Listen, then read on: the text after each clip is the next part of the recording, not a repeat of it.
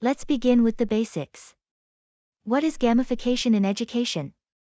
CAP defined gamification as a system in which players engage in an abstract challenge, defined by rules, interactivity, and feedback, that results in a quantifiable outcome, often eliciting an emotional reaction. The goal is usually to make learning more engaging. It involves integrating game elements like competition, rewards, and challenges. What is the difference between gamification and game-based learning? Gamification and game-based learning are both educational approaches that incorporate elements of games, but they differ in their implementation and goals. Game-based learning is an innovative learning approach applying computer games, completed with educational value. Minecraft is a good example of game-based learning. The primary goal is to teach specific content or skills through interactive gameplay. When does this concept of gamification emerge? Although similar trials of gamification were before 2000, the term gamification gained prominence in the early 2000s as a way to describe the application of game-like elements to non-game contexts. Nick Pelling, a British computer programmer, is often credited with coining the term. Quickly, gamification expanded into education and the workplace. Companies like Microsoft started using gamified approaches to train employees, and educational platforms like Khan Academy integrated game elements to motivate students in the late 2000s. So, how does gamification enhance learning? When implemented well, a gamified lesson keeps learning objectives the same but makes the learning process more fun. Gamification is a tool that can build motivation and interest, in effect reducing student-driven issues in the teaching process. I see. But I have a concern that gamification can sometimes encourage students to focus on rewards and points rather than on deep understanding and mastery of the subject matter. What are your thoughts on this matter? While it's a valid concern, the effectiveness of gamification in education lies in its thoughtful design. When well implemented, gamification doesn't solely rely on rewards and points, rather, it uses them as motivators to engage students initially. The design of the game should complement the learning objectives and adhere to the instructional goals of the lesson. When the complexity of the game burdens the learner, this capture could be lost.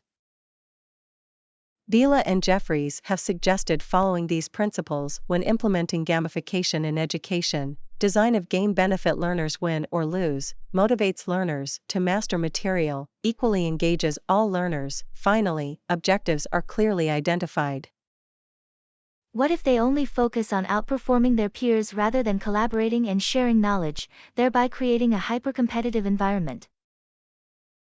Gamification, when thoughtfully implemented, can incorporate both competitive and collaborative elements. It's essential to emphasize the value of collaboration within the gamified framework.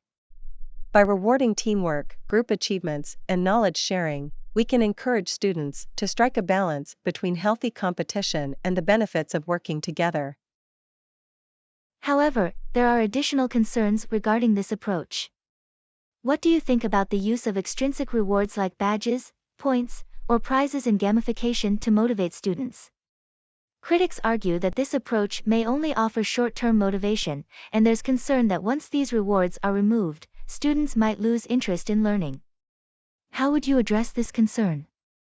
Does gamification actually increase retention of information? Effective gamification is about transitioning from extrinsic to intrinsic motivation over time. To address the concern of students losing interest once rewards are removed, we can gradually shift the focus from external incentives to the inherent satisfaction of learning itself. Strategic design and use of gamification in controlled settings, which transition to increase complexity and develop into authentic experiences modeled from constructivism theory. As educators, implementing gamification into instructional design needs not only to motivate students, but we need to ensure information learned can be applied to real-world settings. Some have looked at information retainment when gamification has been used, but several suggest further research is needed to ensure gamification improves learner retainment and performance. I understand.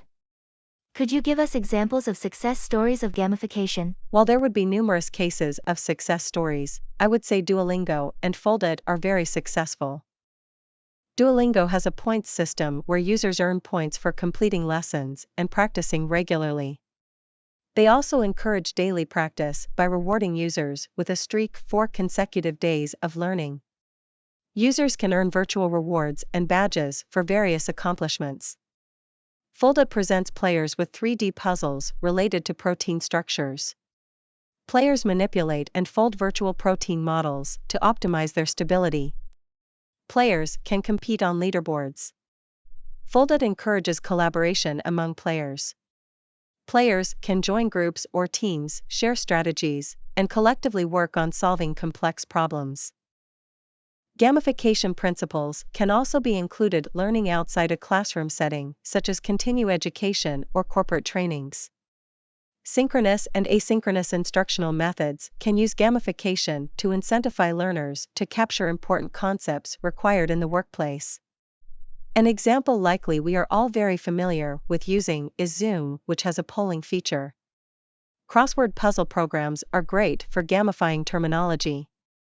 Gamification throughout industries can give the learner an opportunity to be involved in their learning process. Would you show us gamification resources for instructors to use in design? There are numerous resources such as Coursera, platforms like Kahoot, Classcraft, Blooket, and Quizlet. Does gamification in education allow the instruction to be learner-focused, moving away from instructor-focused? Could gamification allow for a more personalized learning experience? Can gamification capture all learning domains?